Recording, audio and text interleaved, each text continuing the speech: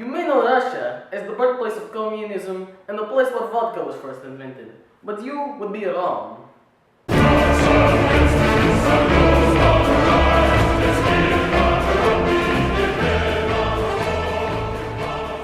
it is me, Vladimir, Vladislav, Igor, Ivan, Sergey, Alexei, Nikolai, Dmitry, Petranko, and I'm going to teach you about the history of Russia, home of the Slavic people. In case you are 5, or your name is Jonathan Moriarty, you probably know where Russia is on the map. But for Jonathan, here is a picture of Russia. Anyways, Russia as we now know today began as many small city-states. It is thought that Scandinavians crossed the Baltic Sea and landed in Russia.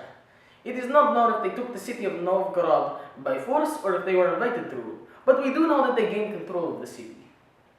Soon, these Vikings were able to take over Kiev, which is thought to be the start of an empire known as the Kievan Rus. This all happened in the span of about 400 years. Here is where Kievan Rus is on the map. A fun fact, it is said that the religion of Russia was Orthodox Christianity, because Russians did not want to be Islamic due to the ban on alcohol. If you don't believe that Russians love vodka that much, watch this video of a real Russian drinking vodka.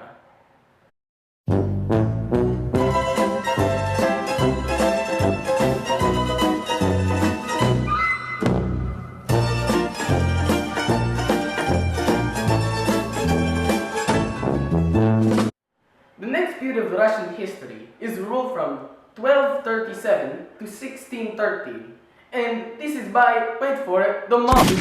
What you say, that you only meant well, cause you did, what you say, that it's all for the best, because it what you say, what you say, that you only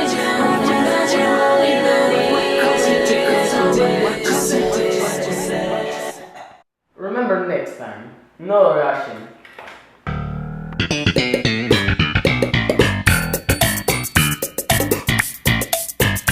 These Mongols easily conquered Kievan Rus and forced the princes to pay constant tribute to the Mongols. Alexander Nevsky was a Russian prince who submitted to the Mongols and was rewarded with it by being put as the leader of the Russian princes. It also did not help that Sweden was thirsty for that thick Slavic land. I'd like a large...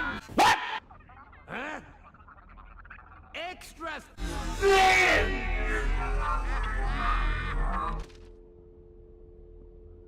By the way, that was thick with 2 C's. This let Genghis Khan, from the Mongols, easily conquer Russia. Anyways, after many years of oppression from the Golden Horde, the Mongol occupation of Russia, the Grand Duke of Moscow, Ivan III, was able to defeat the Golden Horde, allowing Muscovy to rise and eventually take over its neighboring Russian state, Novgorod, and became known as Russia. The next period of Russia involves Peter the Great. Peter the Great was the Tsar of Russia from 1672 to 1725. In his earlier years, Peter traveled across Europe, going incognito and exploring Western culture and technology. When Peter returned, he laid out a series of reforms that would help Russia westernize culturally and technologically. Peter the Great also gained a lot of territory from Estonia, Latvia, Sweden, and Turkey. Peter expanded into Siberia, the northeastern side of Asia. He also created the Russian capital of St. Petersburg. While he is regarded fondly for most historians, he is often criticized for increasing serfdom in Russia. This would start the turn of the bourgeoisie, gaining a lot of power in Russia. But on the bright side, this happened because of him.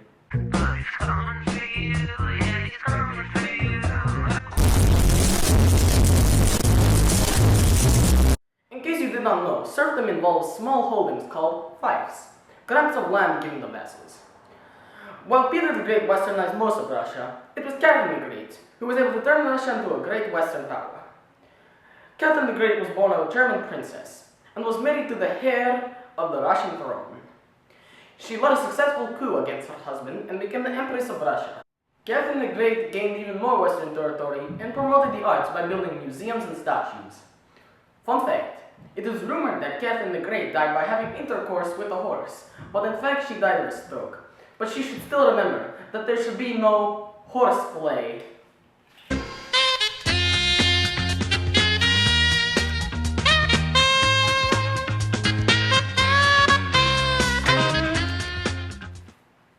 Use the garbage pun again, I'll beat the frick out of you next time. You won't. You always were a little girl. I'll kill at your broken elbow. It's good time! Fight!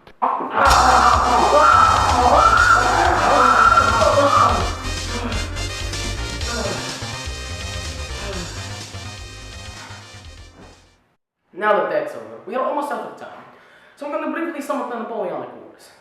Napoleon from France had taken over most of Europe and decided to invade Russia. Knowing that France had a much stronger military, Russian generals played a very defensive war.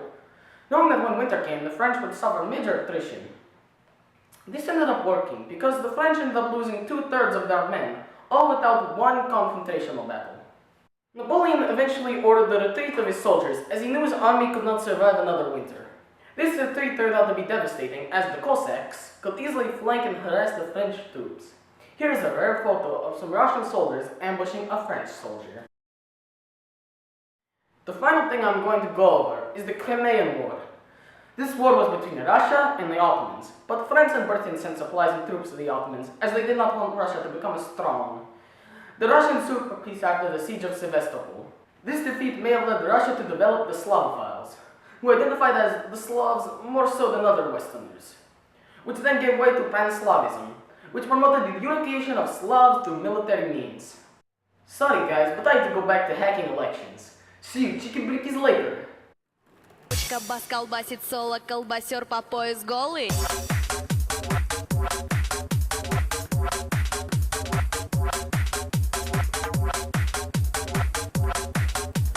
Колбасер по пояс голый.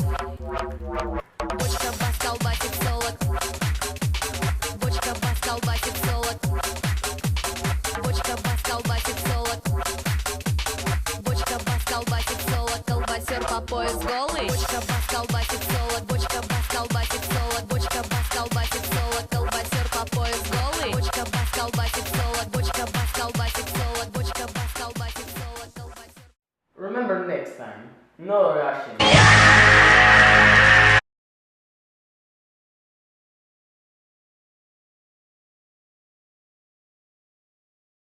Come back, Smug Wendy! Fit.